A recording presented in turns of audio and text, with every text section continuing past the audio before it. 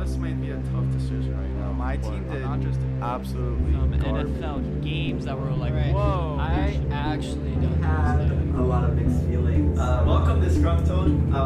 We have another guest here on the League of the Wings. Okay. It's like, how do you want me to do? Can you come over here? I was like, really? Like, you want me to fucking get up? Hey guys, this is the League of the Wing podcast, and we have a new host, Joshua Frier. Yes, I actually am now in charge of League of the Wings, Yes. the YouTube podcast. Disgruntled, you can subscribe to me on the Disgruntled channel. That is also Yes. mine. Yes, this is yours. I like his YouTube channel in the bio, in the description, but Titus is not with us anymore. Yes, He he's sadly not. departed.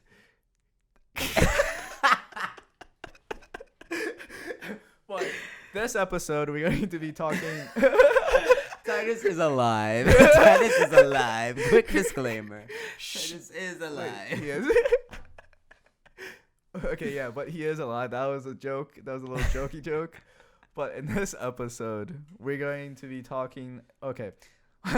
Titus has a sore throat. I wanted to mention that in the beginning too, so that's why he's not co-hosting with us. But first 10-15 minutes we're going to be talking about the Olympics, and then we're going to slowly transition into mental health and or other topics if we gear away from that. Yeah, who knows? Who knows Yeah. what we'll be talking about today? It's like the Funky Fresh episode, except not so funky. And Titus isn't here. Yeah. But okay. So let's start with the Olympics. Mhm. And it's more of like a review of it. Right. Of just like a statistics because I wanted to document this. What are your first thoughts of the Olympics? Like not this Olympics in general, just like in general. Oh, this like the 2021 Olympics. Well, not the like not this specific one, but like what are your thoughts on the Olympics in the general? Olympics in general. Yeah. I don't know. I never really watched the Olympics growing up. Mhm. So I never really had like a personal stake in watching it or consuming it. But I do think it's just an interesting concept. There's so many sports that like I didn't know about Yeah. that people are competing professionally in and like have trained, have put so much time and energy into mastering like their craft. Like I Yeah. think that aspect of it is absolutely insane. Just seeing what like the human condition can reach to accomplish Yeah. a specific task. I think that's such a cool aspect of it. But yeah, that's pretty much my thoughts on the Olympics. What sports did you watch in the Olympics? I only really watched whenever Titus was watching or whenever you guys were watching. But the events I did catch were a lot of men's volleyball. Like there was always men's volleyball playing for some reason whenever I decided to tune in. But men's volleyball, I watched a little bit of fencing. I watched some what was it? Canoeing. I almost said rowing. Canoeing. I watched a lot of gymnastics. I watched some powerlifting, especially women's powerlifting. That's crazy. Is insane. Yeah. Yeah, I watched this clip on YouTube of it was like some country had gotten their first gold medal. I think it was the Philippines. They got their first gold medal in like the first time in like a long time, and seeing like, oh my god, her reaction to winning, she was like, oh my god, like that, like she just that like eureka moment where you're like, I just made history, like I broke a human record. Like, I think I saw that clip too. Did she have like blonde hair? no. Okay. Okay, maybe it's because I saw like a woman's powerlifting, and she got like so excited because I think she like got a gold or whatever, or like a medal or some achievement, Right. and she was like so excited. So I didn't know if that was like the same clip or not. Unfortunately not. How many steroids do you think they're taking? Like female and like men, like they have to be. Nah. No, you think it's all like steroids? natural? You think all it that's has to be all how- natural? I don't think any honorable athlete would ever like take a shortcut like that. Yeah, but unless I they're a think- scumbag, in which case. That is true, but like those body types, like men or women, it's like insane. Yeah. It's like insane. so big. Yeah. Like they're like fucking biceps are as big as Right, my it's thighs and huge. stuff. I'm like, People I'm who done. like bodybuilding blows my mind. Yeah. Like I just can't wrap my head around it. Like people are like putting so much effort into like Yeah. building their body. Like Yeah. that's crazy to me. Yeah. It's super crazy. Yeah. A little segment. I did want to list the top 10 finishers with medal counts, like total medal counts. And then I thought, like, I was going to list off the top 10. I didn't think the U.S. was doing good because, like, Right.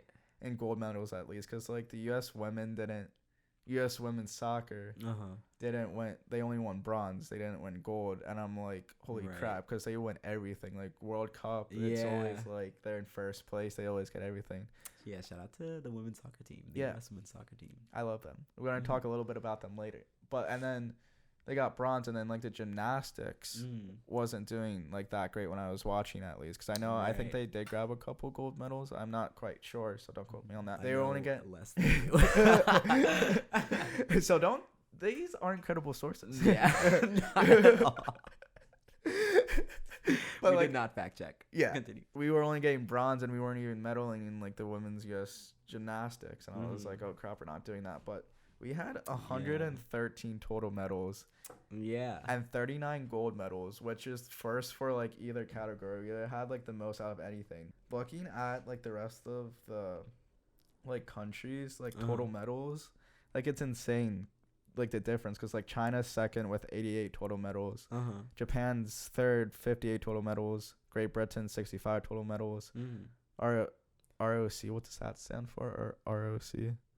I'm not sure what ROC is. We're going to look like jackasses. You should click on it. Or Does what is give it? Specifics? Games Tokyo. What? Quick segue. Caleb will add music to this particular. ROC is Russia. Okay, then we can keep this in. Yeah. Now we know. So Russia with 71 total medals. Then it's Australia with 46 total medals. Netherlands 36 medals. France 33 medals. Germany 37 medals. And Italy 40 medals. But like the gold medal differences, it goes like from what I just listed in order. So I'm just going to say the like amount of gold medals, but it goes 39, 38, 27, 22, 20, 17, 10, 10, 10, 10. So, like, the last four countries only have, like, 10 gold medals. Comparatively to, like, U.S., you had, like, 39. I just find that, like, drop-off insane within, like, the top 10. Because, like, so many countries America are, like, being greedy again and taking everything from everybody. But, yeah, I just found that crazy. But I guess to continue this conversation on the Olympics, I do want to talk about a couple sports, so it's not like we only spend 10 minutes on the Olympics. I'm going to, like, fucking put this in the title, like, fucking, like, use the Olympics as my advertisement. Right. So I don't want to be like... clickbait. Yeah, clickbait. I don't want to be like, I'll only talk for 10 minutes and then, like, dip and then talk about something else. You'll never guess what happened at the Olympics 2021! Exclamation point. Guys, it happened! That's it. Just continue, like, talking about something else. This Olympics was crazy. You'll never guess what happened at these Olympics. Gold medal. Who? Who got them? I don't know, but... So, so apples are a good topic. Yes. I do want to... Okay, the sport that I want to talk about first is the women's soccer team because they did place bronze. And you're saying, hey, they medaled. That's still a good thing. But not if you're the U.S. women's soccer team. True. It's like from that drop off from a gold to bronze for the U.S. is like such a huge thing because they always get gold. They won 44 straight Olympic games, which is absurd. That is indeed absurd. Like to win that many Olympic games in a row. So they were like constantly sweeping. So going from gold to bronze, it's like they a was big drinking thing. goat blood. Like the U.S. women's soccer team was like doing some dark magic to make that happen. happen. Like I don't know where the fell that fucking like fairy dust. That's, Like where? That's crazy. It's probably they were all probably drinking Essentia or Yeah. like Fiji water. That's their secret. And a bunch of like performing enhancing drugs too. That too. These are all jokes. We don't actually think they did any the of these. women's soccer team is very talented Yes, and I absolutely agree. deserved each win. Yes. But like, what are your thoughts on that? That is crazy. I did not have that information prior to this moment right now. I didn't know the women's soccer team was that good. Yeah. That's crazy. That's Yeah. great. Yeah, I can't Yeah. believe they won 44 straight Olympics. And they got bronze. Yeah. And it's like it's still amazing Wow. that we got like even medal. Placed, right. Yeah. But it's just I don't know. I just find that like a big drop off. Yeah. So yeah. Comparatively to our men's soccer team, which is ass. Right. But I am excited to watch the women's soccer World Cup. I think I think it's 2022. Yeah. I think it's the women's because it's like I think it goes men's soccer then women's soccer. Is that right? I'm not quite sure. Think so. I'm not quite you sure. know, I know You know next what? to nothing about sports. Yeah. You're asking Yeah. the wrong Yeah. person. All right. That's probably wrong, but You know, I do think that I like the Olympics because I like that there's more coverage of women in sports. yes. For sure. I think that like your mainstream like sports media, at least in the US, heavily focuses on men and like just men. Like women definitely don't get enough what's the word? Women don't get enough. They don't get enough ad time. Like they don't get advertised as much. They don't get pushed as much. So Yeah, I agree with that. I'm sorry. I'm just trying to look It's up. I'm okay. trying to look up the men's basketball record. Well, But you're yeah, such a bad guest I'm on my sorry. podcast. I'm sorry. Excuse me. But okay, yeah, but I agree. I agree with that. But I think like even the World Cup, our women's soccer team like gets highlighted, and it's like such like an amazing thing. Right. But it's like outside of that, U.S. does such a bad job of promoting women's sports, and I don't Yeah. like. I don't know if that's because like a lack of talent or it's just not as The entertaining. patriarchy. Yeah, patriarchy or like not as entertaining because some women's basketball is not as entertaining. But Right. I need to sit through a few to actually get like understanding. But college women's basketball is so entertaining to watch. Yeah. Okay, I'm getting off track, but yeah, but like you just don't It's hear okay. that many women's sports, and it's a unique experience. that- Women no do sport. Yeah. What? Women do more Athletic? than live in the house. Women leave the home in 2021. Women What? don't always do dishes. Women can use a ball. This is all jokes, please. Yes. This is We don't take it out of yeah. context. Don't only clip that and just be like, please don't. We're not- watch the whole video, Yeah, guys. please. But yeah, Yes. but it's good that they're a highlight within the Olympics. Yeah. And then I just want to spend a couple seconds on the U.S. men's basketball team because Mhm. they actually got gold, but I believe they lost their first. That's why I was looking up the U.S. men's basketball record to double check it. But I believe, again, not 100%. Don't use that as factual information, but they lost their first like Olympic game in like 25 straight games in the Olympics. Like they haven't lost an Olympic basketball game since like 2011. And that's crazy. yeah. Again. and I just wanted to say that shortly because it's a coincidence that the U.S. women's soccer team also lost their first game in like 44 straight games. And it's just coincidental. That's why I didn't think that the U.S. did that good because like both of our like teams, even though like our men's basketball still won gold and the women's soccer still won bronze, Nice. I just didn't think that. They're the most consistent. Yeah, Like, yeah. consistently winning. Yeah. I see where you're coming from.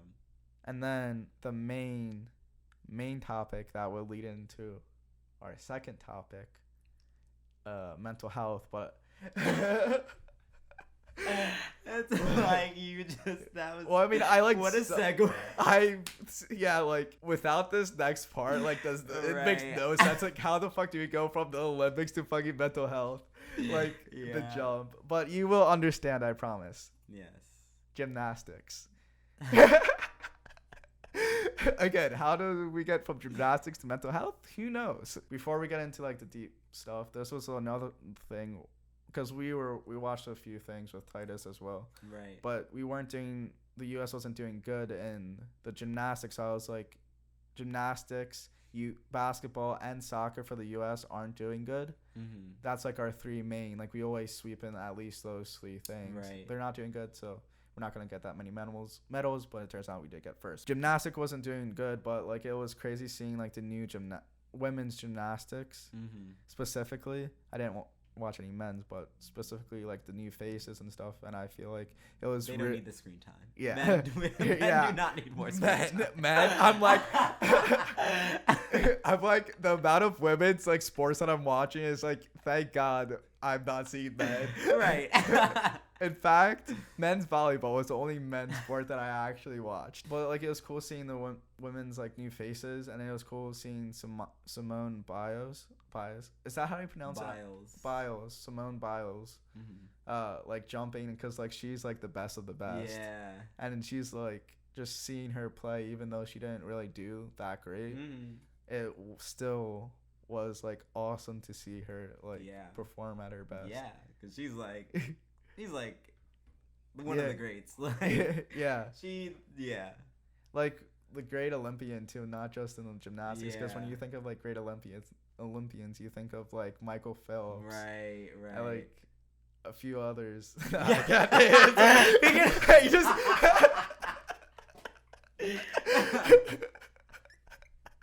That's so bad. The only there was only one famous Olympian, Michael Phelps. Nobody else. So bad. Yeah. But yeah. What was I saying? Oh, Simone Biles. But like you think of like Michael Phelps, Simone Biles, like Biles as like the top Olympian. So it's like it's amazing to see that. Yeah. It's like seeing Beyonce perform live for free. I guess for free would make it an even more iconic experience, but yes. It was just crazy to see, but this is how we transitioned to mental health. I want to explain. So during the Olympics, Simone Biles got injured, and she was experiencing mental health problems.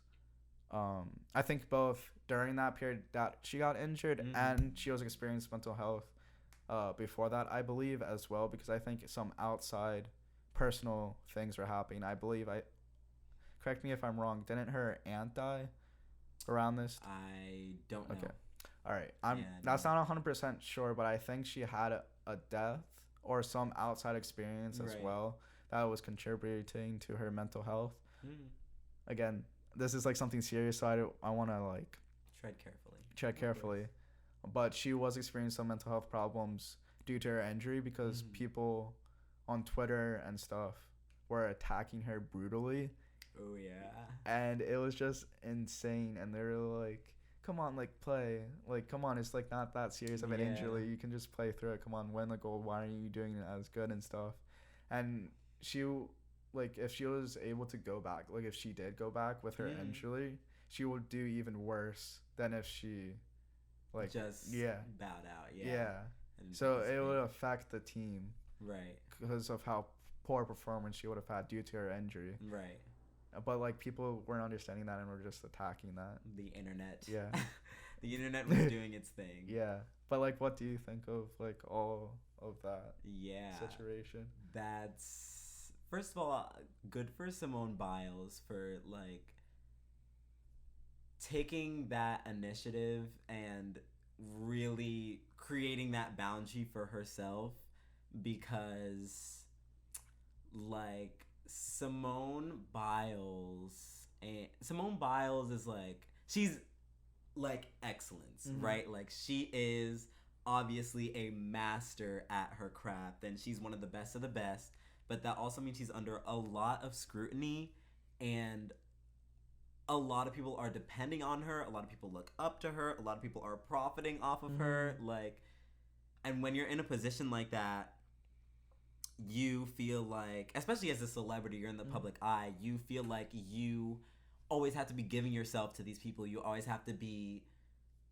working with these people in mind, for these people, for your fans, for the Olympics, for, you know, all these different people who are depending on you.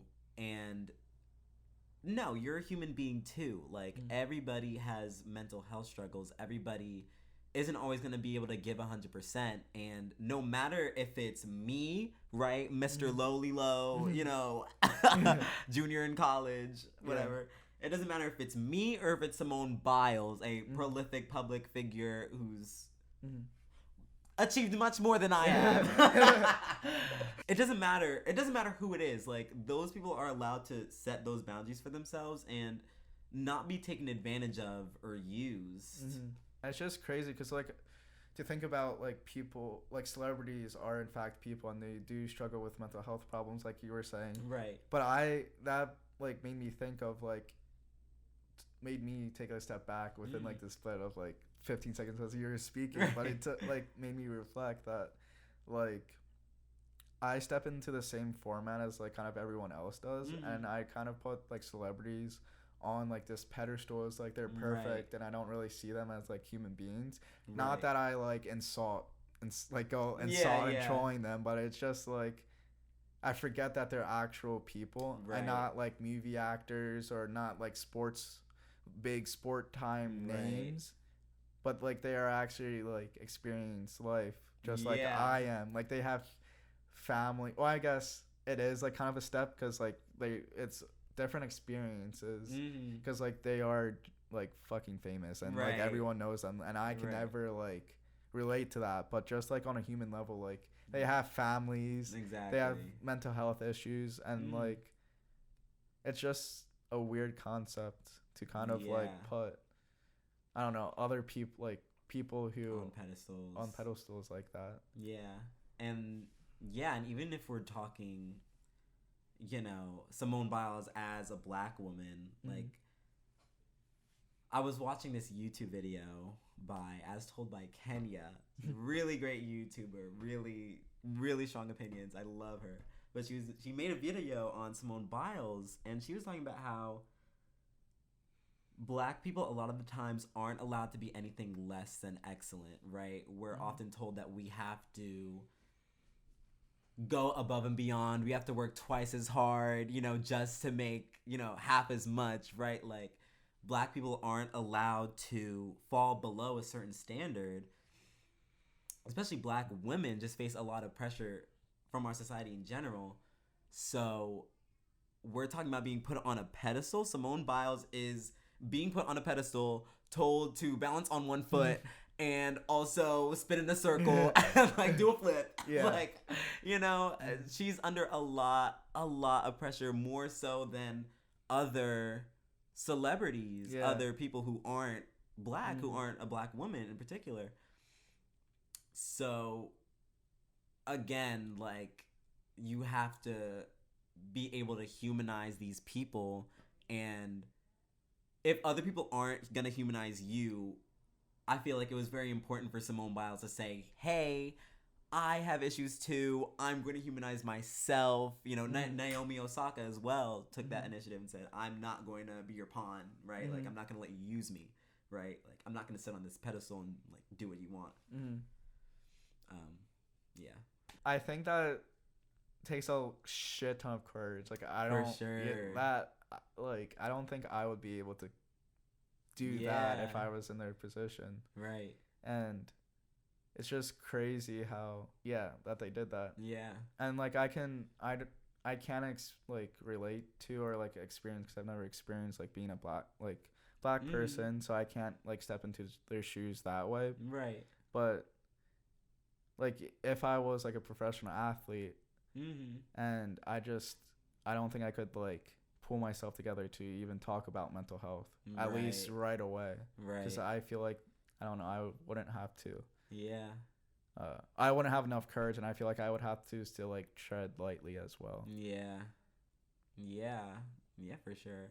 And, like, it's good to, at the end of the day, it's good to see people like Simone Biles and people, you know, with a lot of social currency and a lot of eyes on them. It's good for those people to, you know, kind of talk about mental health and bring it to the forefront and like openly identify as somebody who has like mental health struggles, because it's been taboo for so long.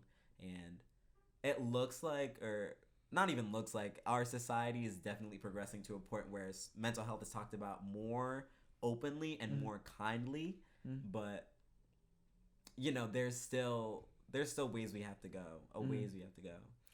Yeah, and then like aside from like the Simone Biles and just Olympic athletes in general, but you're seeing a push for like openly talking about mental health, even with like pop culture, like famous actors. I know a few who openly talk about their mental health, right, with even like musicians too, just like popular people.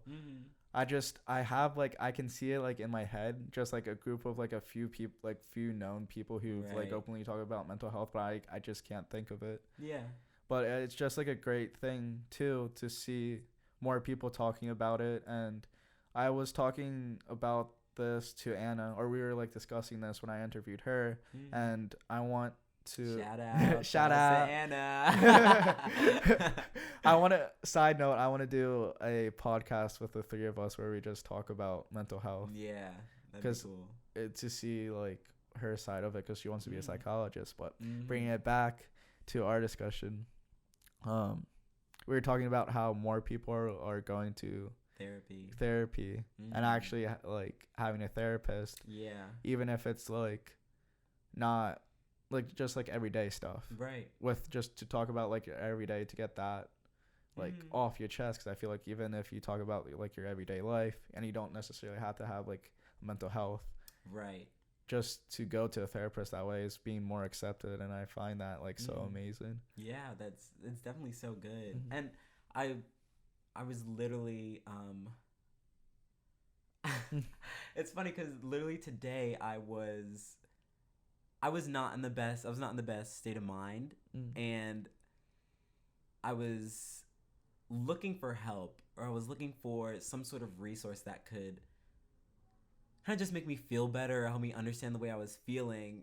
And I just Googled, like I just went to Google, and I just went on Google, and like I just thought about that, and I was like, wow, like you don't even, in this digital age where we can really, even if we don't talk to somebody face to face about what we're feeling and what we're going through, there is an unlimited amount of resources out there that is like a couple of it's a fingertip away, right? Yeah. Like so many resources, so many people who have experienced the same things you have, who have written about it, who have made videos about it. There are so many resources out there to help people understand that they're not alone in any mental health struggles they're going through. And I think that fact alone, because it's such a mental thing, right? Like whatever you're experiencing is happening inside your mind. So you kind of get in this state where you're like, this is only happening to me. Like I'm only experiencing this. Like, yeah, it's such a mental thing that knowing that there are other people out there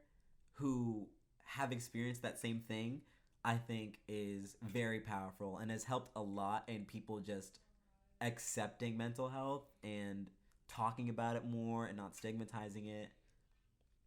I agree. Yeah. All right, I'm gonna quickly reset. Yeah. The camera. Stop it. Yeah. Okay, but yeah, I agree. Like, I think that gang. We just went to set the camera. Reset. That was not English. You know what I find so funny? Side note. Like I've been doing this since like the first podcast episode with Titus, but like when we like reset the camera, we're always like, oh, we're back. But every time I edit it, I'm like, you dumbasses, I can edit it to make it look like there's no pause. I'm like, why do you say that like you skipped ahead? It's like there's no need. Yeah. Wow. But like That's very true. I do it every single time during the podcast. I'll be like, I'm back, guys. We're back. Like. And I leave it within the podcast. But every time when I'm doing it, I don't realize that. And this is the first time where I'm realizing like we don't need to do that. And I just don't know why. It happens every single time. That's really funny. We're dumb. Yes, this is dumb and dumber. Yeah. But going back to the accessibility of having like resources about mental health that you can go to, I agree. Like, I mean, I agree that there is more like availability when it comes to that, and it's just amazing to see because I feel like that's helping the stigma do a complete stigma around mental health being like taboo do a 180, and it's like having it be more accessible to kind of go to therapy, go to look up videos about like your problems that you're facing, like you said earlier. It's like it's helping that like go up. That was like such a long explanation for that. But okay. Yeah. No, you're making sense, man. Yeah, but I just think it's so amazing that it's going up rather than down or like stalemate. Like stagnating. One, yeah, and we also have to understand that like we are in a bubble. Like we're in America where like we're a pretty liberal. Like I know it doesn't feel like it because we live here and like we experience like we know all the social issues and all the political hubbub and all the mess and all that, but we do live in like a pretty liberal thinking country where a lot of things are accepted, and as opposed to other places that aren't so welcoming or where the stigma isn't there as much. And so coming from my background, like my dad was born in West Africa, my mom's from Jamaica. Both cultures don't look at mental health in a very positive light. It's almost like, I don't want to say they're very much prayed away, but like like mental health isn't real. Like mental health issues aren't real to them. Like and so America, right, is making a lot of strides in that regards, but I don't know, you also have to think about like around the world. I can't say if that level has been reached in other parts of the world.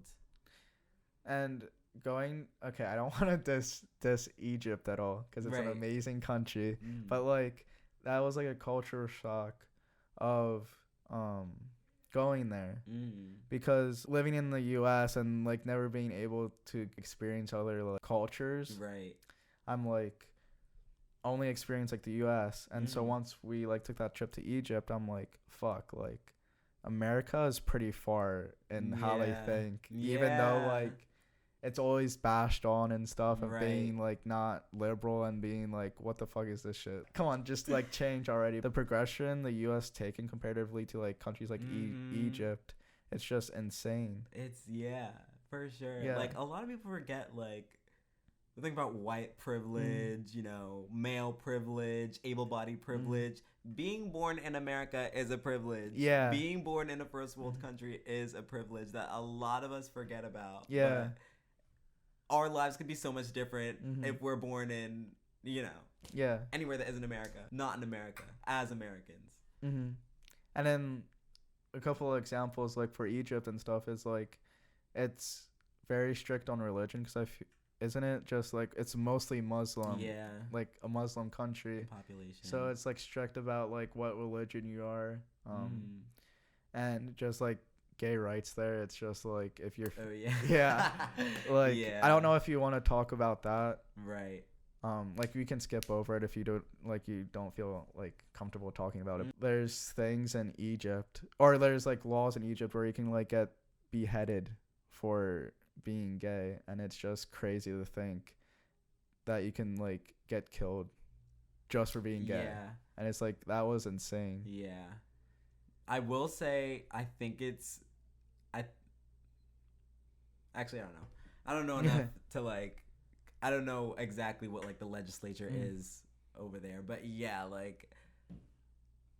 America's just such a very much so a liberal-minded country compared to other places, and it's very hard to wrap your head around the fact that like other places aren't at that level, or other places have not been conditioned to accept certain things, or yeah, it's very hard to wrap your head around. We're so off track though. Yeah. Because we're literally Yeah. talking about mental health. Yeah, well, I mean that's kind of like mental health related, though. Right. Yeah, because Yeah. we're like saying how far like the U.S. is comparatively to other countries. So I feel like that's a good tangent because we went off to we went off still in the park. Yeah, because like we opened it. Or I mean, when I said like, what do you want to talk about mental health? It was kind of like more of a broad idea of it, so it wasn't like any specific track. Yeah, it was kind of like whatever tangent we go on, and then we just can have like a bunch of different tangents about mental health. Do you still want to keep talking about mental health? Yeah, let's keep going. Why not? I was actually gonna say, what was I gonna say? I literally forgot. I was gonna say something. This is gonna be something of substance. I was gonna say that.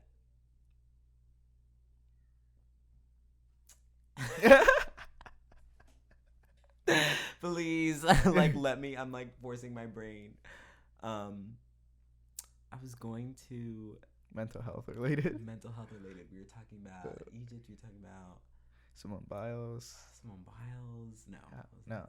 Was that too far? Yeah, that's too far back. How liberal U.S. is comparatively to other countries.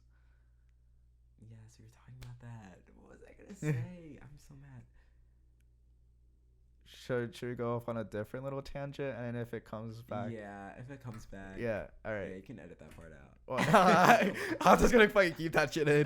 Like me struggling for a solid 5 minutes to just have a single brain function. Like, Josh, this is what the podcast is about. Fucking right. Just us being us. Dude, it's raw, unedited. Dude, when I'm like, okay, little tangent that's not related to mental health, but okay, this is a perfect tangent because if you like think of what you couldn't think of earlier, just like cut me off. Like this doesn't matter. Just like fucking stop the conversation. But like when I'm editing, like my Disgruntled like YouTube videos about the Eagles or even this podcast, I'm way more lenient on this podcast because it's a podcast, and I am on my Eagles videos. Yeah. But it's my Eagles like update videos are more of like a podcast kind of like setup. So it's just like I sit in front of the camera and just talk about this one topic or this one player about the Eagles, and it's like usually 10 to 20 minutes. So it's not podcast length, but it's just me talking. And there's so many parts where I just like completely forget what I'm saying, and I'm just like looking like fucking just like I'm just like looking. No, but I'm just like looking, and then I'll just like stop the video, but like I won't. It's still recording, but I'm just like sitting on my phone trying to remember what I was saying, and it's just like a solid minute of me trying to remember. Right. I'm like, what? Imagine if I just uploaded this raw, like unedited, where I don't cut this with out. all the spaces. Yeah. Oh my god. But like in the podcast, I leave more like right if I zone out and can't think of something, or if like what we just had a few minutes ago. Like I'm probably gonna leave that in. Massive brain farts. Yeah. I'm probably gonna leave that in because it's like podcasts are supposed to be more raw, but I still like cutting it when like I say like but like so many times the fillers. And I cut each out too. Another little side note. Okay. I completely forgot what I was gonna say. Yes, it's spreading. Dang. Oh, okay. So when I interview people, I'm way more lenient to cutting out their and like spaces and stuff.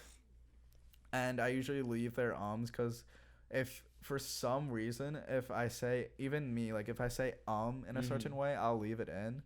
But it's just weird, the different like it's like like you're trying to think of something, so I just say like that's like kind of stupid. But if it's like like I cut those out, but like if it's like actually goes with the sentence, it's like it doesn't break up the sentence. It's not like you're trying to think of the next thing to say, so you're just trying to think of like the word. Right. It's like natural. I leave those in, but it's like weird. I don't know why I'm saying that, but I just Such a long tangent. yeah. Yeah, I'm not gonna remember what I was thinking about before, Oh. so we can just move on. Okay. Yeah. Well, I mean, okay, I guess last thing about what I was going off the tangent, I was going to ask you, because I did have this question in the back of my head. You've released like your most recent YouTube video. It's kind of more of like you talking. So how do you like cut your videos? Like, what is a cut in your mind? Oh. Like, what is a cuttable action? Because it's like more of like a podcast vibe. Right. I feel like I haven't exactly figured that out yet because the videos are not necessarily a podcast. And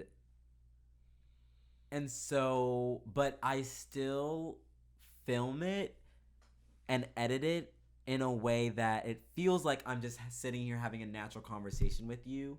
And usually, if I am trying to create that like effect with the viewer, the more edits I have, in my opinion, the more that effect is kind of lessened, because I just don't like cutting out like likes and and all that stuff, because then I'm like, I feel like I'm not speaking authentically in the video. So I'll have long pauses like what you're talking about. I'll have long pauses where like I'm like, oh shit, like I don't know what I'm thinking about, like let me go back to my notes and like try and refocus or get myself back on track. So I'll cut those parts out because like who wants to see me like struggle for like just a minute or if you're like reviewing my notes. Like nobody wants to see that. But I definitely try to be more lenient with my edits too. Yeah. Because like I wanted to ask you about that, because like when I watch your videos, like the 2 videos that you did upload, like I'm always my stellar inventory. But like I wanted to ask you about that because I thought it was interesting, because I noticed like the cuts. I didn't know like throughout the video, and I also heavily like cut my videos as well, and some of the cuts I explained earlier, but I just was meaning to ask you like what is like a cut, and it's interesting to see from that perspective. Right. I had another topic that I was going to talk about, like, relating to this, but it kind of floated out of my head, not going to lie. It's okay. So, do you want to backtrack to mental health? Yeah, we can backtrack to mental health. Trying to think of, like, good topics of mental health to talk about. We could talk about... You don't have to answer this. You don't have to answer this if you don't want to either. You can just say skip, but I guess what's your like relationships with therapists or going to therapy? So the first time I went to therapy was my sophomore year of high school. It was after I got suspended, and I got suspended my freshman year of high school because I drank in school. I was so stupid. Literally so stupid. Every time you tell that story, I laughed so much. Because it was such a funny so story. stupid. Like, oh my god. Like, What did we do? Somebody had brought it in a water bottle, and we like brought cups and we're fucking sharing it out and like taking shots in the fucking lunchroom. It was so dumb. That's so fucking funny. What kind of alcohol was it? Do you remember? It was Fireball. I'm pretty sure it was Fireball. I absolutely hate Fireball. Yeah. Was not worth it. Was not worth it at all. Yeah. Like, the amount of blowback I got from that, like, socially in school and just from my family and, like, from myself, too, because that was just, like, kind of a traumatic moment for me, because I like very much had established my sense of self at that point in time was very much dependent on my identity as a student, and that being one who was good, who obeyed the rules, who, you know, got A's and stuff like that. And so me getting suspended was like kind of just, it was a big blow to like my sense of self. And we talked about this before, but high school is just a vulnerable time mentally for you. You go through so much. And after that event, my mom kind of pushed me towards seeing a therapist for the first time. And the first therapist I went to was not the best, which is why I think it's also important that when you are going to therapy, who your therapist is matters a lot more than you might realize, especially depending on your identity and what you're going through. You're just going to be able to form relationships with somebody who's more like you. Like, if I was going to look for a therapist now, I'd more so say I'd want to find like a black male queer therapist or a black female queer therapist, somebody who like is able to sort of identify with the same struggles that I'm going through. But yeah, my first therapist was some old white dude. So not much to, it just wasn't a good match. And so I stopped going to therapy, and then I went back later because I was going through a tough time mentally, more so towards my junior year. And I was like, I think I should go back. Like, I think it'll be good for me to go back. So yeah, I started seeing that therapist, and that was a very successful and rewarding relationship and time for me, just because I was able to work through so much trauma and just so many different things. Like, you don't realize how certain things might shape you later in life that happened to you when you're really young or in your childhood. So many things that just shape you and create a lot of negative patterns and negative beliefs about yourself and in your life. And therapy is such a good tool for helping you kind of identify where those are, what they came from, and how you can sort of build good coping mechanisms and good structures around that. But another thing I had to learn in like my journey with therapy is that it's gonna be a lifelong thing. I feel like it's for sure a lifelong thing because you're always growing, you're always changing, you're always having new experiences, and new experiences can sometimes mean new traumas and new things that you need to work through and dissect. And I've had to grapple with like understanding that like just because I had therapy at one point in my life does not mean I'm fixed forever, does not mean I'm not gonna have new obstacles that I need to deal with.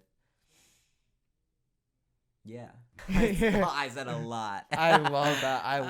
I love a good like rant like that because it's so meaningful, and I feel like you got so deep, which is like so fucking good. Because like I read like as you were talking, I'm like yes, keep going, like yes, keep talking. But like you just brought up so many things that like I want to touch on. But like first, before I do touch on some of the things you did say, I want to say my experience with therapy as well. Right. And I feel like just telling like openly talking about like your relationship with therapy is a good step to like for sure opening the that conversation. That conversation about mental health and how it's shouldn't be as a taboo subject to like talk about. It's such a personal thing. So I started like I think somewhere in like I think in the middle of 8th grade towards the summer between 8th grade and my freshman year. Right. But I was struggling bad with like mental health and stuff, and my parents just kind of wanted to kind of start me on the path for like therapy and stuff. And I went through my family therapist, and it was I think I went like for a few weeks in a row, and then I stopped. Right. But it was to a family therapist, and I was just kind of talking about like what I was thinking during school because I was like super hard on myself in the beginning of like high school, and then all throughout middle school, and I was very hard on myself. So we kind of talked about that, and then I was feeling better about it and had like a good sense of direction that I didn't need to start like seeing a therapist anymore. But then my parents got divorced, and my parents also again pushed me towards therapy again. Right. And both for my first 2 times of like that, like starting to go to therapy again, like restarting therapy, I was just like hesitant. I'm like, I don't really see like a point in therapy. Like Right. I still have this thought in my head, even when last time I went to therapy, which was senior year of high school, which I'll touch on later. But I don't like the idea of like they're getting paid to talk to me. Yeah. I don't. That's kind of. yeah. I think I told you that before, but like that's kind of like a big thing why I'm hesitant on starting therapy, and I'm just starting to like when I was last in therapy to kind of get that stigma out of my head, and that stigma of like, oh, they're getting paid to hear me, Right. into in a bad sense and flipping that into a good sense. I'm just starting to figure that out. And but for the first 2 times I didn't really want to go for that reason. Right. So didn't like the idea of like, oh, they're just sitting here because they're getting paid. Yeah. Like they don't actually want to hear my opinion, and they don't care about They're me. just out here for a check. Yeah. Yeah.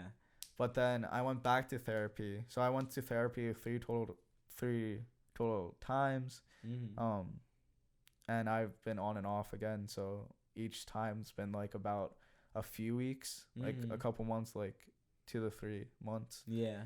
And in the senior year, I went because of mental health again. And I think I started in February and then stopped in like June, July. So it was like a good chunk of time. So my stigma on therapy like changed personally, but I feel like that kind of change also grew with everyone else's into a better light. So I felt like I was going in the right direction with everyone else. Yeah, if that makes sense. And on a personal level and on like all together level. Yeah. And I just find mental health so fascinating as well, like what people are thinking. Yeah. Like their problems and stuff that they're having, because everyone's facing problems with anxiety, stress. It doesn't matter how big or small. Some people have it worse than others, but I don't think it really matters. I feel like, well, I mean it does, but I feel like we're all experiencing some bad emotion. Yeah. And yeah, it's just good to talk about that. And then another point that I wanted to hit is when you were talking about specific therapists, like finding that right therapist is so important. And Anna brought that up during our podcast. And that was my first realization of like, wow, like your therapist does matter to who you're like talking to. Who you're talking to for like a successful time there, and to actually open up. And I feel like that was like a good eye opener too, and it made me like kind of realize like kind of the privilege I have being like a white male, white straight male, where I don't necessarily have to think about specific like African American, like being like queer African American, or like bi woman, or like a bi white woman, or a bi like it just keeps going. Like I didn't really think of that aspect, and it kind of opened my eyes. I'm like, even though I'm a white straight male, I kind of tend to open up more to like women therapists. And I don't know why. I hope this doesn't sound sexist, because I'm not trying to be, but I like open up to women more than I do men, like throughout my life. And yeah, I definitely feel the same. I feel like the only I've had 2 therapists and a counselor. The counselor I had in college, but the 2 therapists I had were both white men. The 3rd counselor I had was, I don't want to misgender them, so I'll say they, but they were not male. And I found myself, it was a lot easier for me to open up to the counselor than it was the 2 white men. And obviously the race had something to do with it, but gender too. I think it's easier for me to open to non-male identifying people, or women. Yeah, it's definitely easier for me to open up to them more so. But what that made me think of was the accessibility around mental health needs to be talked about more, because I believe that mental health is a personal human right that everybody should have access to, no matter who you are, no matter what age you are. I don't think it necessarily should be something you pay for. I think that, to me, going to a therapist is the same thing as like going to your primary care physician or another doctor. Like, it falls under healthcare, and it shouldn't be something that you have to like pay for, or it shouldn't be so hard to access, because mental health is it is so, it can really make or break the quality of life that you have in that moment and in the future, because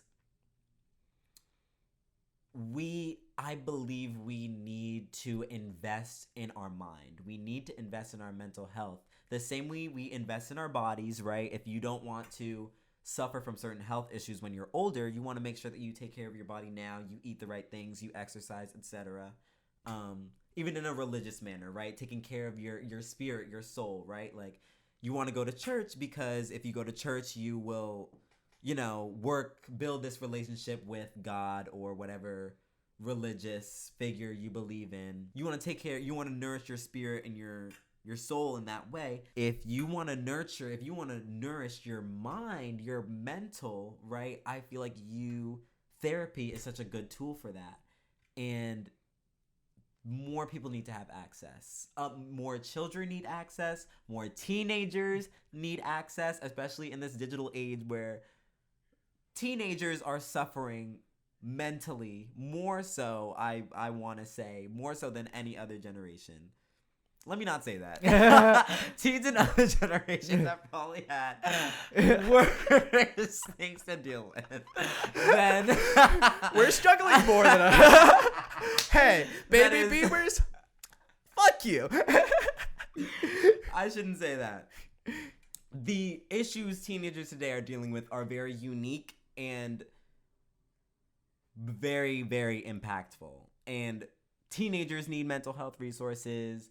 Adults need mental health resources. I think our society would be so much better if everybody went to therapy. I genuinely believe that. I agree. I'm gonna go reset the camera. I agree. We're back. Welcome back. Welcome back. Oh fuck! Oh shit! I forgot to fucking do that the first 2 times. Action. Oh, I want to hate myself in like 30 minutes. I fucking didn't do that. Yeah. When I was like watching, or when I was editing the Funky Friday episode or the Fresh episode, fucking I was miserable because you guys weren't doing the clip. Oh yeah. I was like, fuck. Sorry, Caleb. No, like I fucking just did that to myself. I feel like it starts with the younger generation as well, kind of getting that bad stigma out of the way, and I feel like our generation is experienced like the quote unquote bad side of mental health, where it was kind of not like the bad side of mental health, but meaning the taboo, where society made it taboo, the stigma, and we experienced that. Yeah. But I feel like younger generations now aren't going to experience that much like a backlash against mental health, because I feel like our generation is kind of paving the way of just being more open about mental health as well. And again, going back to what I was saying before, I feel like the internet has helped so much with that. Like, just helping that interconnectedness so we can all sort of acknowledge like that we're having the same emotions and that we're having similar struggles. Yeah.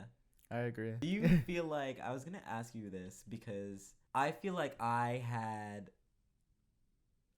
in therapy, sometimes you might have like big breakthrough moments where I don't even know how to describe it. Like, when I was going to therapy with my second therapist, we talked a lot more because my dad passed away when I was younger.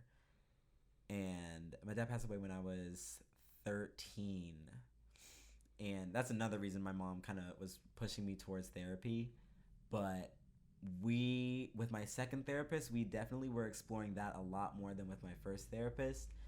And he had me do EMDR, which is this like cognitive behavioral like therapy device where you sit down and there's like a black bar of bulbs. It's like a line of bulbs up and down, and it shows like 3 colors, red, green, and blue, and the light just goes back and forth and back and forth and back and forth.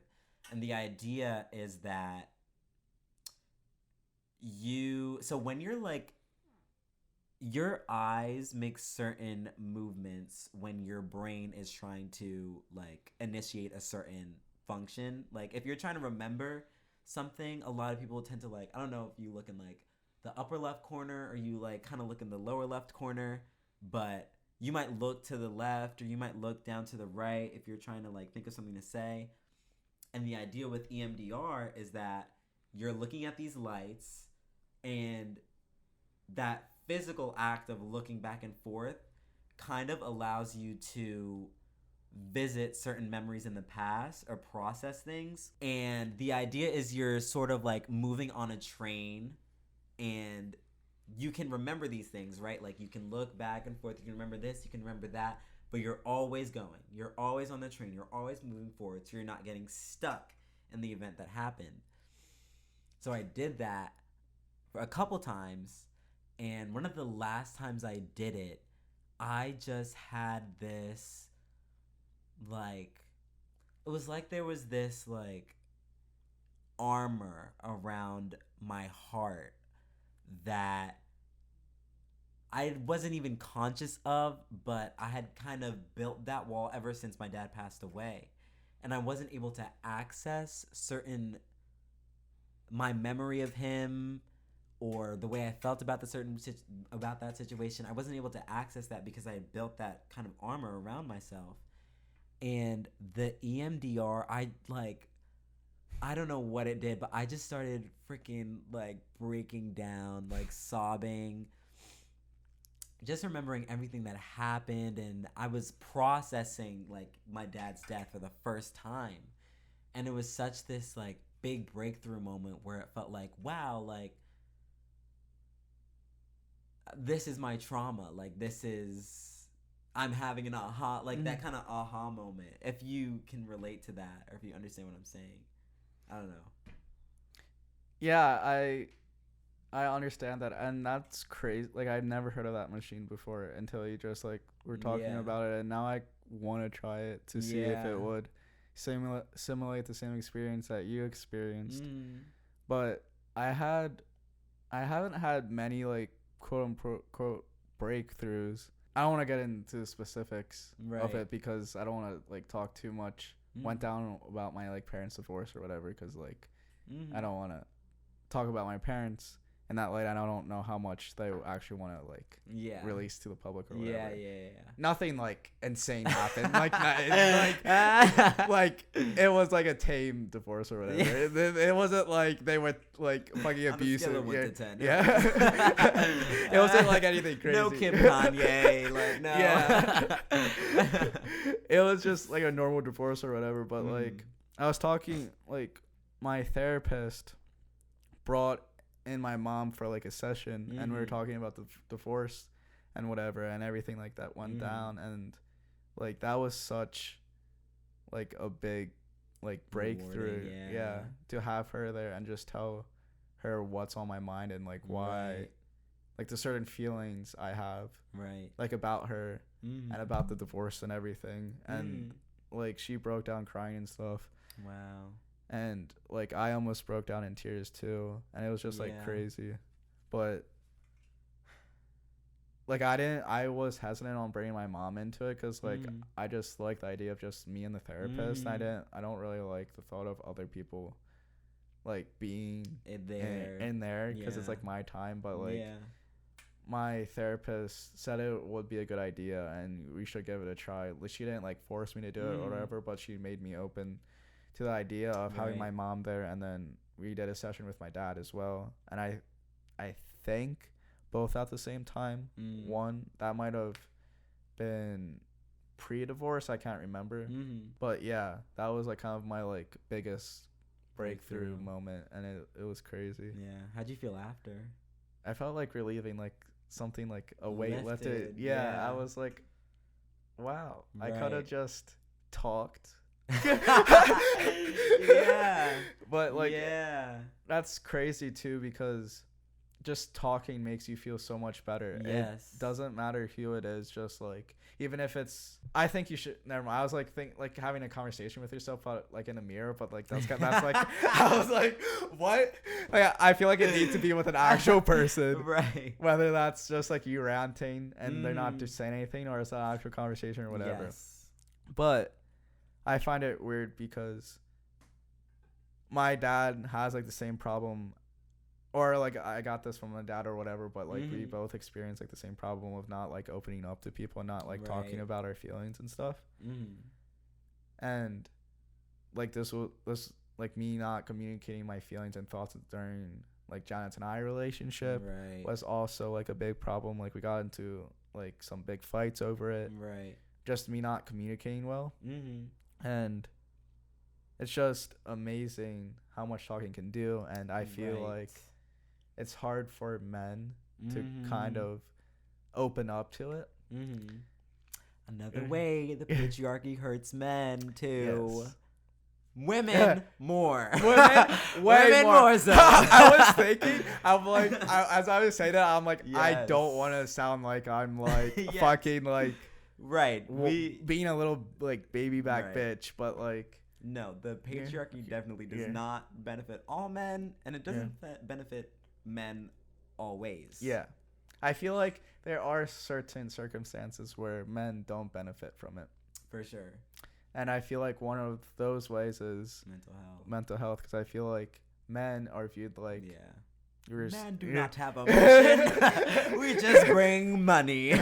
money and house, and that's Yes. all we do. We build and go to the gym. Handyman. We don't have time to talk about our feelings. Throw the football. Yeah. But yeah, it's just.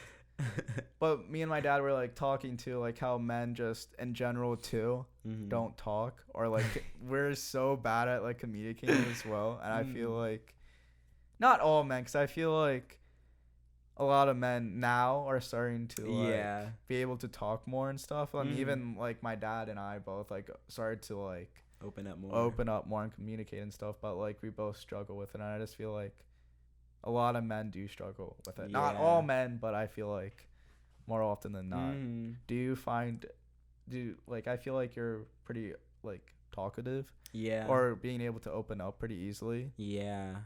throughout your life? Was it any point in time where it was like difficult to like communicate, or was like you had a hard time communicating to others?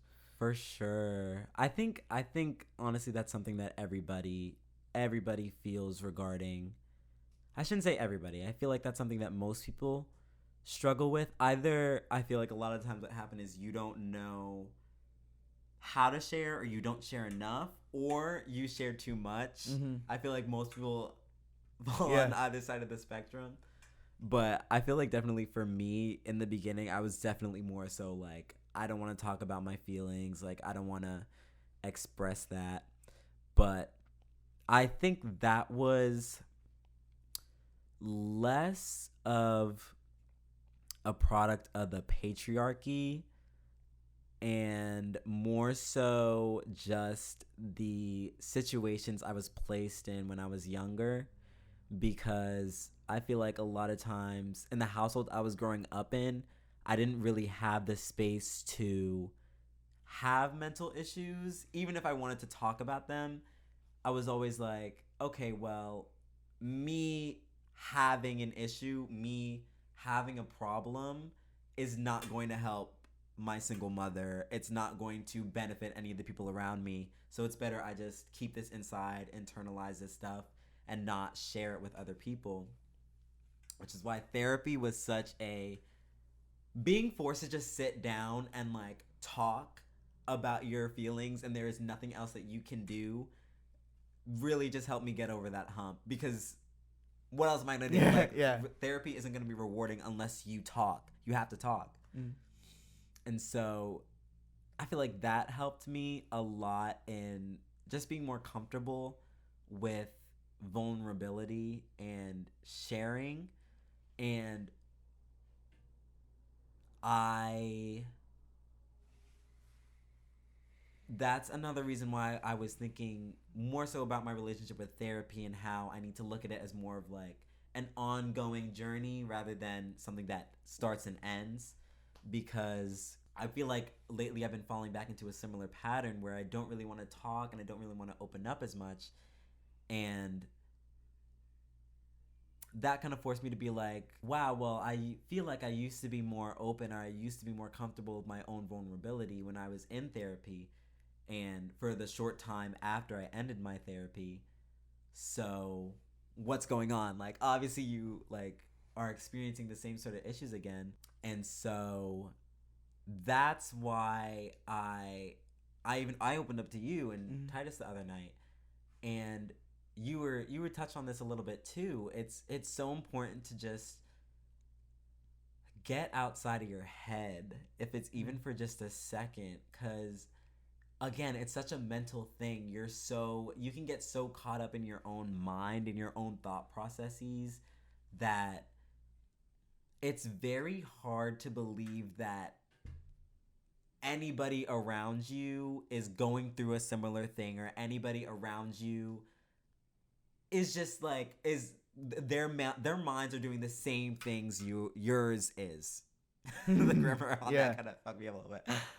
Yeah, everybody's going through the same things, and when you finally open up, when you talk to people, when you give people that vulnerability, you're able to. It's so much easier for you to step outside of your own head for a second, and like vocalize what you're feeling and put it physically out there in some way, so it's not just all in here and it's not just all floating around in abstractness. Yeah, and the biggest thing, or the biggest thing that I took out of what you just said was people get so much in their head to the fact like, oh, if I say this thing, then no one's gonna care too. Yeah. And to the thing that you said as well, like, no one's going to relate to me, so what's the point of like talking? Right. And you kind of said this when you were like how you grew up, and you were like kind of like, oh, like I shouldn't overburden people because like that's not going to help the situation at hand. Exactly. I could not relate to you more because that's like how I felt through most of my life up until probably like, I don't know, as early as like senior year, or even as early as like my freshman year in college. Yeah.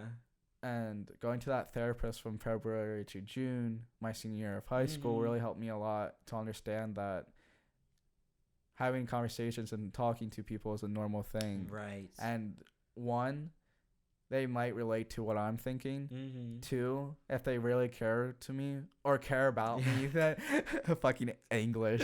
But if they really care about me, then they actually do want to hear about my problems and want to help me. Yeah. And that's what I struggled with actually like opening up to people.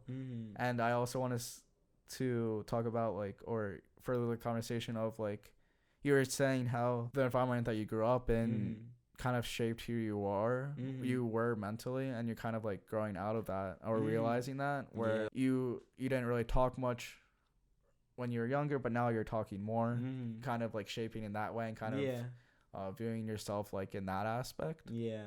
And I just think like the environment that children like grow up in shapes who they are so much. And I feel like a lot of people don't understand that fact. And it's just crazy to think, like, not saying that everyone who grows up in like a certain situation is going to most definitely be that person. Right. Like they definitely can change, and there's like definitely like self-awareness.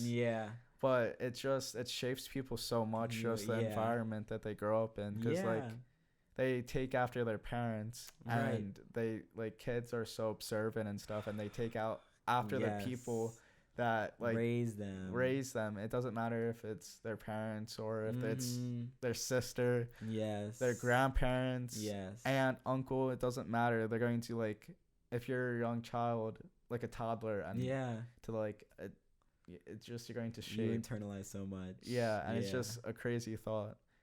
And like, if you grow up with like a family who's into like being criminals, then Yeah. you're more often, or you're more likely to follow that path Right. because that's like all you know. Right. And like, Yeah, it's we're crazy. sometimes it feels like we're slaves to our trauma. Yeah. And that TV show we watched a couple of nights. I'm pretty sure we watched the whole thing together. The Midnight Gospel. Oh my God, yeah. The last episode where the watch the Midnight Gospel. Yes. The Midnight Gospel is so good. Yes, 100%. It's like Please this watch. animated TV show, but they go so deep into these different topics. And the last episode, the narrator of the show is talking to his mom, and she was saying something about how like trauma leaves these holes, right? Like if you were thinking about like we're equating the human to like a building, right? Mhm. We're thinking about how this building is being built, right? On the foundational level, when you're designing the infrastructure of the building, right? Trauma might leave, a couple necessary support structures out. Trauma might leave a couple beams out. Trauma might create a smell and like 3 floors of the building. Yeah. And everybody's like, what's that smell? I guess that smell's supposed to be there, but the smell was never supposed to be there. Basically, trauma creates these wounds that we grow up with, and we just normalize them, and we believe that that's the way we're supposed to live, that it's okay to be like this, but that couldn't be further from the truth. We can build support structures around that, right? That wound might be irreversible. Like, I do believe that some traumas change you forever, and you're never going to be able to get back the person you were before that happened to you. That person's gone. But that doesn't mean that you can't build, like I said, structures around those wounds to better cope with them, to better deal with them, right? So you don't become somebody who's defined by your trauma. You're defined by the way you overcame your trauma and, the different coping mechanisms you build. Yeah. Yeah.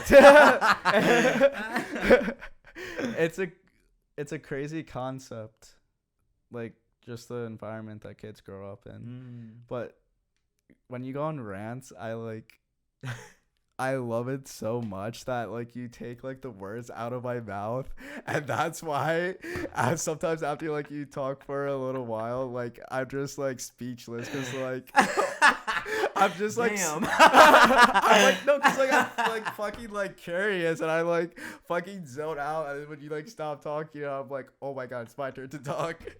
Cause like I feel like I was just like in awe, and I'm like, wow, this is like some crazy shit that you say that like I could relate to as like making sense and stuff. Yeah. Sorry, I went on that tangent, It's but okay.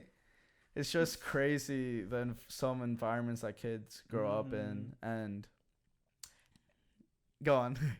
Generational trauma is real. If you do not deal with your trauma now, you will pass it on to your children if you decide to have children. Yes. Because I think so much about being a father and the kind of father I want to be, and thinking about like how parents have to raise their children. A lot of times there's no resources, especially you think about like before the internet, before Google, like where resources aren't, a fingertip away. Like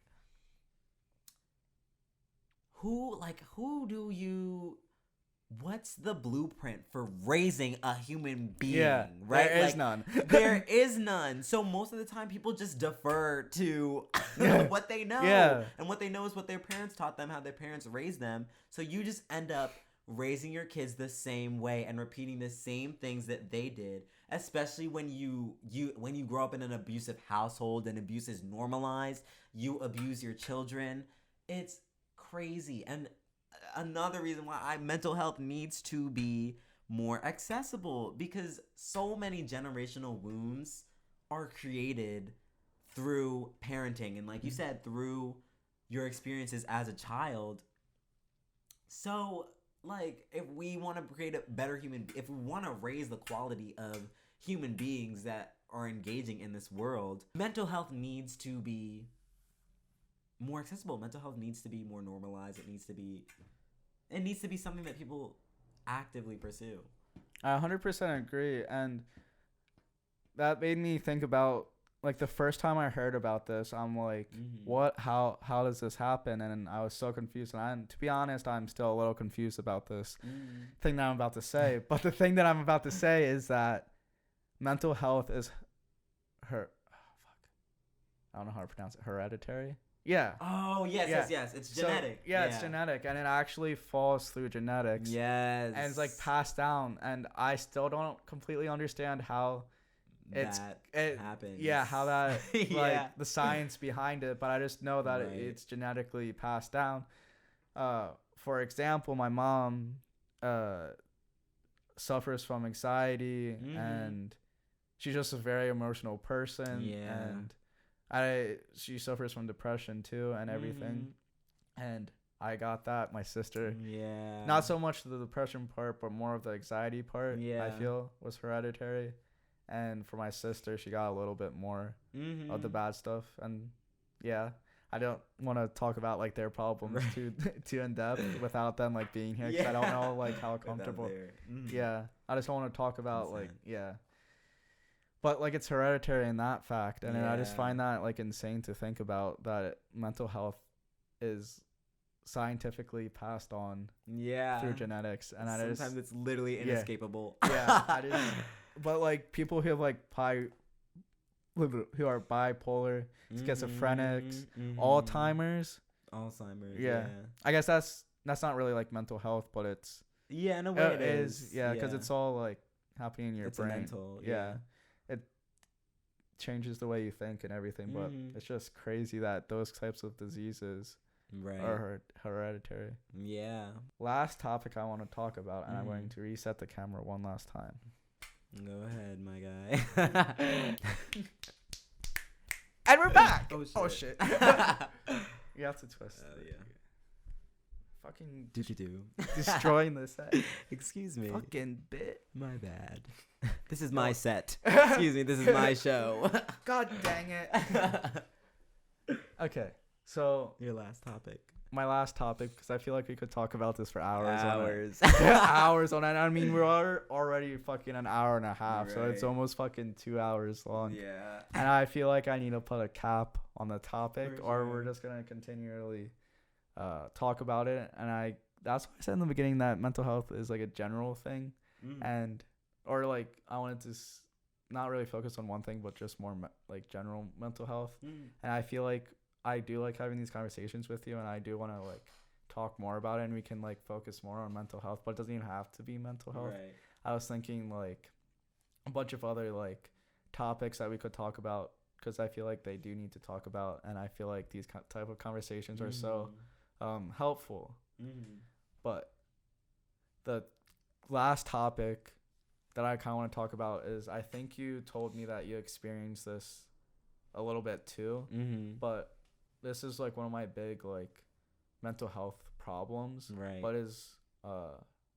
I disassociate a lot. And it's been happening, like, for the past year a lot more than it usually happens. But, like, I'm wanting to look up the definition of disassociation. Yeah. Because I feel like I need to properly define it in order to talk about it. It's actually dissociation. Dissociation? Yeah, not I thought it was disassociation too, but it's dissociation. Okay. Or dissociative. So this is Google's, like, quick definition. Quick definition. Yeah. And I don't even know if this fully explains it, but their number one definition, I screenshot it, so you're probably going to see it up somewhere here. Yeah. What their first definition is: disconnect or separate, used especially in abstract contexts. Their second definition is declare that one is not connected with or a supporter of someone or something. I guess the third like bulleted point definition is split off a component of mental activity to act as an independent part of mental life. Yeah. I mean, that doesn't really help in like the see the picture. I thought Google definitions would help. Yeah. More help that, but kind of how I experienced it is basically, and I didn't even know like I did this until I went through therapy and stuff, and my therapist was like, you probably disassociate. But kind of how I experience it is my brain is so overstressed, overstimulated with bad emotion, whether that's stress, anxiety about something, and I've even experienced it with like happiness too. It's not necessarily a bad thing. It's just when I personally experience, and I think when people do this, it's basically their brain's overwhelmed with a strong emotion that their brain can't really comprehend it that well. And I think people's brains are better than other people's brains, and so they don't dissociate. And some brains are better than others, but it's kind of just an overwhelming emotion, and I usually get it when I'm overstressed or have a lot of anxiety, and it's basically like an outer body of experience, and you can't like process it. And you said it best.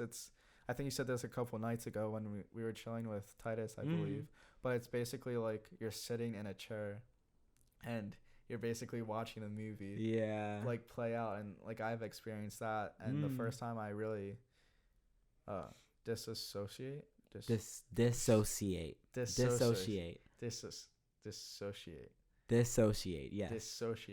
yes, was when I'm going to just okay. I'm sorry, like words are so fucking stupid in the English dictionary, but but like the first time I like actually experienced it was when my parents told me that they're getting a divorce, and I could not process my emotions. So this may make me sound like I'm a fucking sociopath, psychopath, like I'm a fucking serial murderer, but like Miller?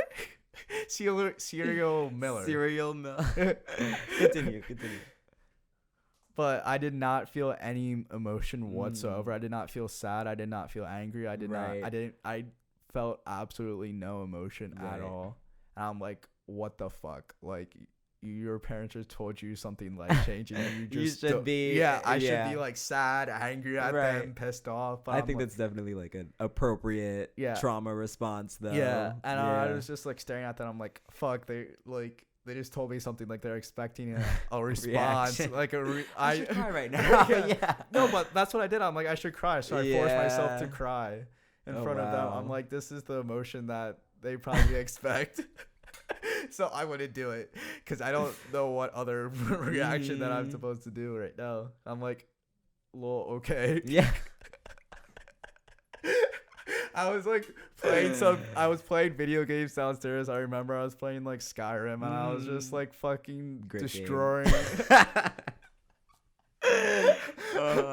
And then my dad just comes down and he was like, yeah, come upstairs, we need to talk to you. I'm like, oh, okay. They told me. I'm like, okay, can I go play some video games? I was fucking up some dragons, and I was like, really, I just want to go back to play. Yeah. And then I just buried it down and stuff, and then like they made me go to therapy, like I said before. But I really like, what's so bad about doing what I did and not actually processing your emotions properly and or just talking about it. Yeah, like it's okay if you don't have emotions, any emotional response, like the first day, first week, it takes a while to process emotion, especially something that's traumatic happens in your life. And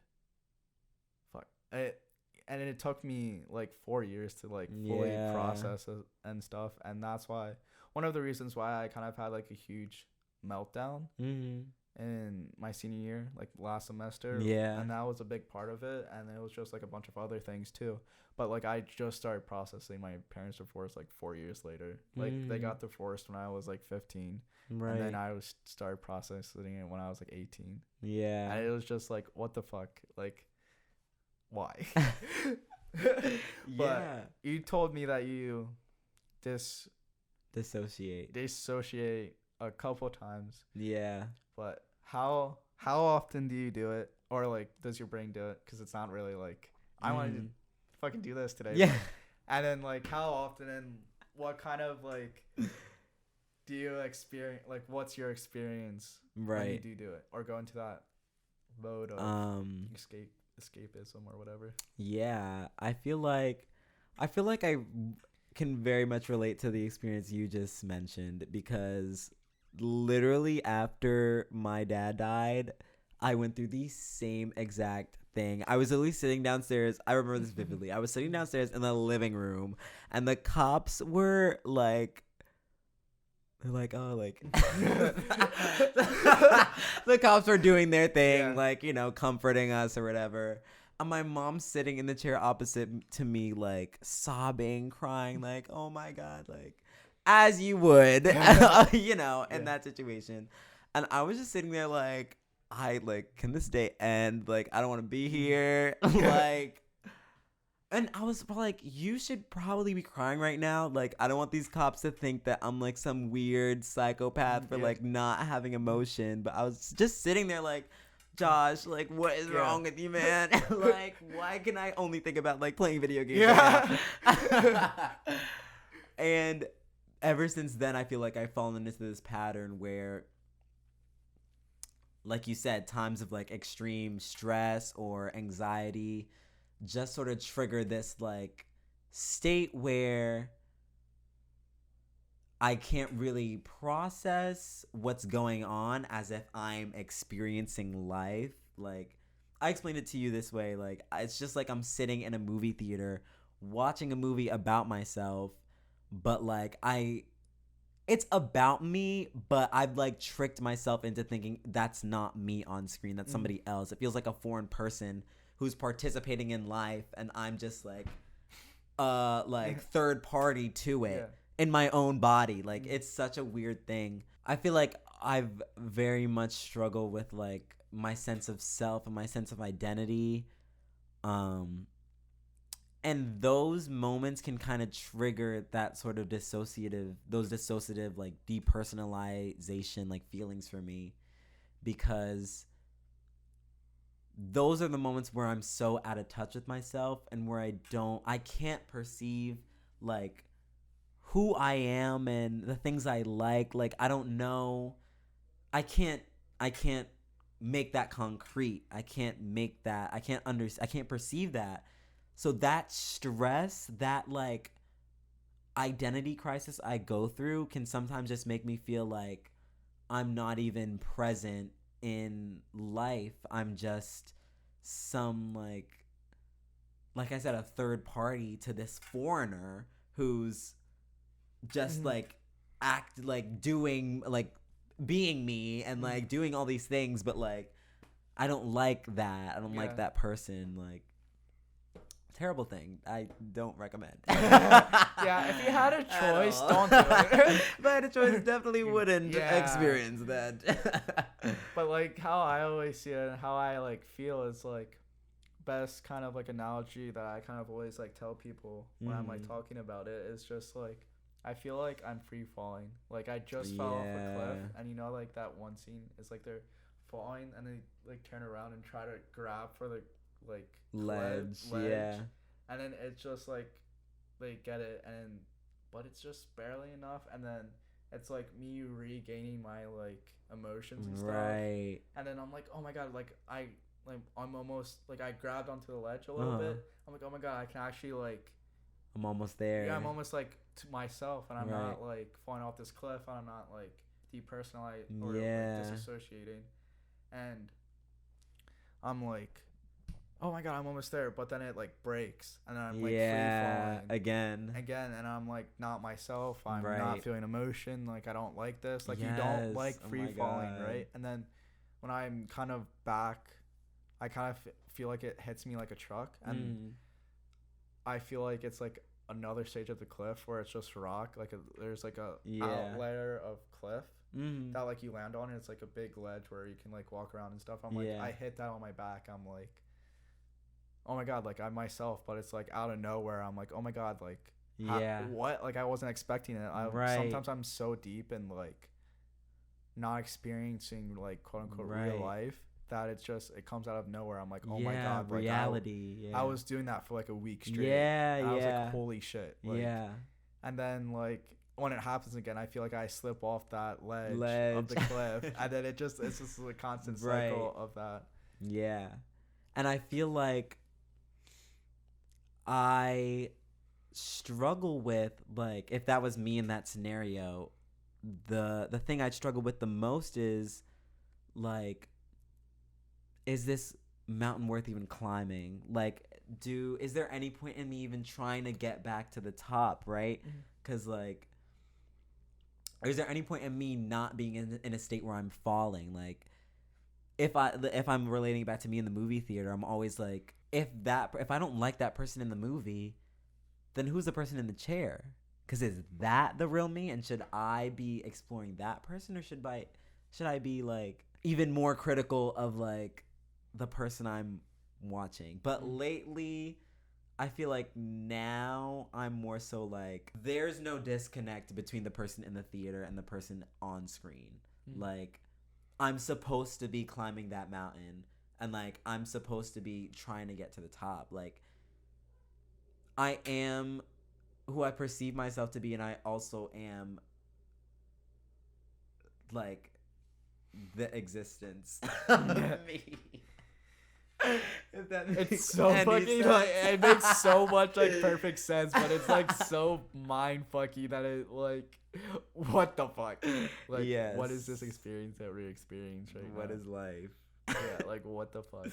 Like we were talking about that 2 nights ago? It wasn't last night. Yeah. Because I don't even remember what we were talking about, but I remember Titus being there. Yeah. And we were talking about like the movie theater thing, and I was just focusing on like that conversation, and I'm like, holy crap. Yeah, it's crazy. Yeah.